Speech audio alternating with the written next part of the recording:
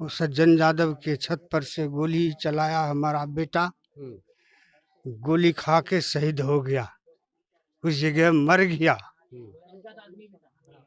और उस जगह का समाज लोग कहा, एक समाज लोग निकला उधर से तो कहा लाश छोड़ करके ही भाग जाओ। दबन से मारा गया हमारा बेटा, कि चमार का बच्चा है, बुलेट से चलता है, कपड़े बड़ी अच्छा पहन को जाता है, ये साला बहुत अटता है, इसको गोली मारो, फिर ये जो लड़का दबेगा, फिर चमार ये ठंडा होगा।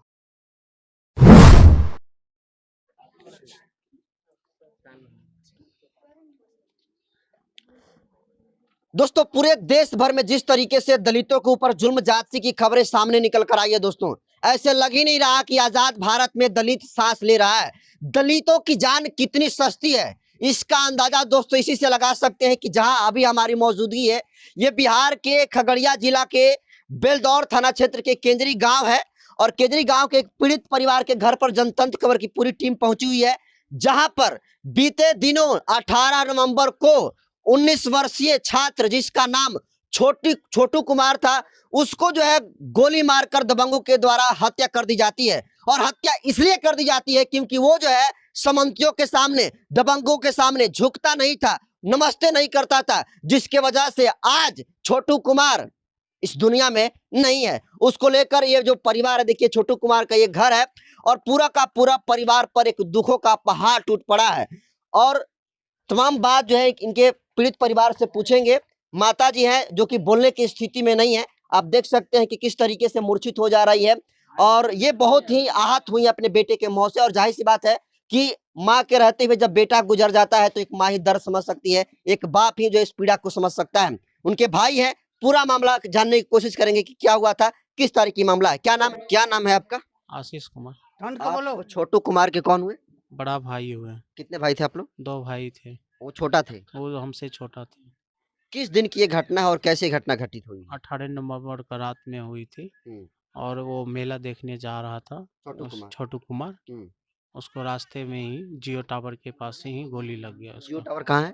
जियो टावर पास में घर के सामने ही है उसके। आपके घर के सामने? जी नहीं, उसके 200 मीटर की दूरी पे ही है। आपके घर से 100 मीटर की दूरी पे है, मतलब पास में ही? जी वहीं पर गोली मार दी गई? जी। कौन गोली मारा? सज्जन यादव, उसके घर पे ही घर पर से ही गोली चला है। सज्जन यादव घर पर? जी।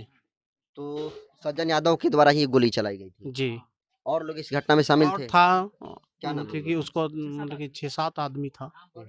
जी। तो ये आपको कैसे पता कि वो लोग यहाँ हत्या किया है? उनके दोस्तों से हमको मिला है। किनके दोस्तों से? छोटू कुमार के दोस्तों से। तो छोटू कुमार के दोस्त कौन कौन थे और वो कैसे जान गए कि वो हत्या किया है उनका? तो उसके साथ था, वो देखा भी था। अच्छा, कितने लोग साथ में थे? उसके साथ में 4 आदमी था, इसके लगा के 5 आदमी था। 4। तो ये कैसे जा रहे थे? पैदल जा रहे थे? तो बाइक से जा रहे थे। और गोली चल गई? गोली चल गई, मौके पर ही मौत हो गई। जी। तो क्या हुआ, पुलिस कार्रवाई कहाँ तक पहुंची है? अभी सब कुछ दिए हैं, फायर दर्ज हुआ है। अभी कुछ नहीं है, मतलब कि जो कुछ नहीं, गिरफ्तार नहीं हुए हैं अभी तक। कोई कातिल मतलब गिरफ्तार नहीं हुआ, कोई कार्रवाई नहीं हो रही है अभी, इसीलिए किसी की गिरफ्तार नहीं हुई? जी नहीं, किसी को भी गिरफ्तारी नहीं हुई। आपका नाम? आशीष कुमार। ये आशीष कुमार हैं और जैसा कि बता रहे हैं, छोटू राम 18 नवंबर को मेला देखने जाते हैं और मेला देखने जाने के क्रम में जैसे ही घर से बाहर निकलते हैं 100 मीटर की दूरी पर उनकी हत्या कर दी जाती है। उनके पिताजी हैं, क्या नाम है आपका? दीपनारायण राम। कैसे हत्या हो गई आपके बेटे की? हत्या गोली से हुई है। कौन किया है? गोली से सज्जन यादव है,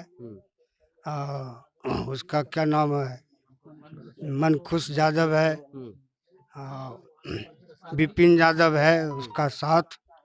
वो सज्जन यादव के छत पर से गोली चलाया हमारा बेटा, गोली खा के शहीद हो गया, उस जगह मर गया। और उस जगह का समाज लोग कहा, एक समाज लोग निकला उधर से तो कहा लाश छोड़ करके ही भाग जाओ, चले जाओ। तो हमारा ये लड़का जितना था साथ में, वो साथ ही कहा हम गोली हम खा लेंगे, उसके हम अपने दोस्तों को नहीं छोड़ेंगे। हम अपने दोस्तों को लेकर के ही घर पर हम जाएंगे। आप बड़ी बात कह रहे हैं, मैं रोकना चाहेंगे आपको। आपकी बेटे की गोली मारकर हत्या कर दी जाती है। उनके साथ जो दोस्त थे वो लाश वहां से लेकर आने की कोशिश करते हैं, लाश भी उठाने नहीं देते हैं दबंग। लाश कोशिश करके लाया किया मतलब वहां पर जब वो लाश पड़ी थी जी। तो उनके लड़के के जो छोटू राम के दोस्त थे वो उठाने की कोशिश कर रहे थे घर पर लाने के लिए, घर पर लेकिन लाने यादवों के के द्वारा ये कहा गया कि लाश भी नहीं लेकर जा सकते हो, छोड़कर भाग जाओ। हाँ, भाग जाओ, वो छोड़ के ही भागो। तो फिर हमारा जो लड़का था वो साथी हमारा लड़का का, वो कहा हम गोली खा सकते हैं मगर हम अपने दोस्त को नहीं छोड़ सकते हैं, हम लेकर ही जाएंगे। तो फिर लेकर के हमारे घर पर लेकर के लाश को आया।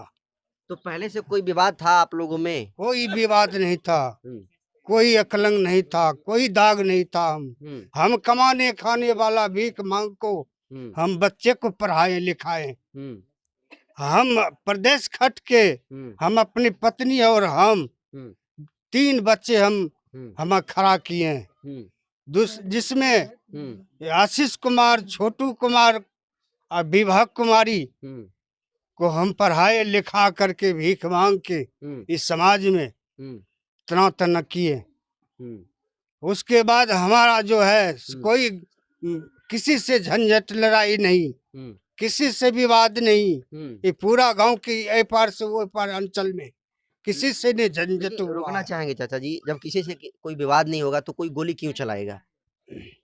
ऐसी दबंगई थी, मनसुखी थी। दबन से मारा गया हमारा बेटा कि चमार का बच्चा है, बुलेट से चलता है, कपड़े बड़ी अच्छा पहन को जाता है, ये साला बहुत अटता है, इसको गोली मारो, फिर ये जो लड़का दबेगा, फिर चमार ये ठंडा होगा। इसी वास्ते हमको लड़का को हम नरम थे। तो आप लोग स्वाभिमान की जिंदगी जी रहे थे जी, संविधान और ये स्वाभिमान की जिंदगी यादवों को बर्दाश्त नहीं हुई। नहीं हो रही है, बर्दाश्त कुछ नहीं हो रही है कि ये झांक को देखता है, हमारा बेटी बहू को नजर उठा करके देखता है कि हम इसको क्या कर देंगे, नहीं कर देंगे, मगर गलत व्यवहार से देखता है। तो अभी भी धमकी आ रही है, अभी धमकी आ रही है, एक भी चमार को जिंदा नहीं छोड़ेंगे, आग लगा देंगे।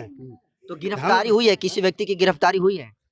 किसी को गिरफ्तार नहीं हुई है अभी तक। घटना 1 सप्ताह बीत चुका है। 1 सप्ताह बीत चुकी है, किसी को नहीं अभी तक गिरफ्तारी हुई है। और आता है जितना ही सर आता है और देख कहीं पूछताछ करके ही चला जाता है।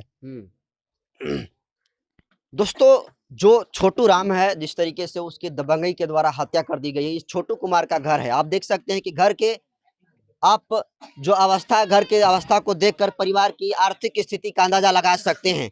वो परिवार, जो इनका पूरा परिवार था, दबता नहीं था, स्वाभिमान की जिंदगी जीता था, मेहनत मजदूरी करके बताया कि अपने बच्चा को पढ़ाने का काम किए और पढ़ने में बहुत ही होनहार था छोटू राम। लेकिन उसे रात्रि में दबंगों के द्वारा गोली मार दिया गया, इसलिए क्योंकि वो लड़का झुकता नहीं था। ये लोग स्वाभिमान की जिंदगी जीते थे। और दोस्तों, ये कोई पहली घटना नहीं है और नहीं कोई घटना आखिरी होगी। दोस्तों, आपको पता होगा कि सिवान में भरत पासवान की दिन दहाड़े गोली मारकर हत्या इसलिए कर दी गई क्योंकि वो मोछ रखते थे।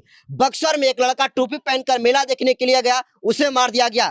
कैमूर में एक दलित जाति की लड़की, चमार जाति की लड़की साग काटने के लिए गई और उसे यादवों के द्वारा मार दिया गया। और पूरे देश भर में, सिर्फ बिहार ही नहीं, पूरे देश भर में दलितों को ऐसे मारा जा रहा है जैसे चींटी को मसलने की बात हो।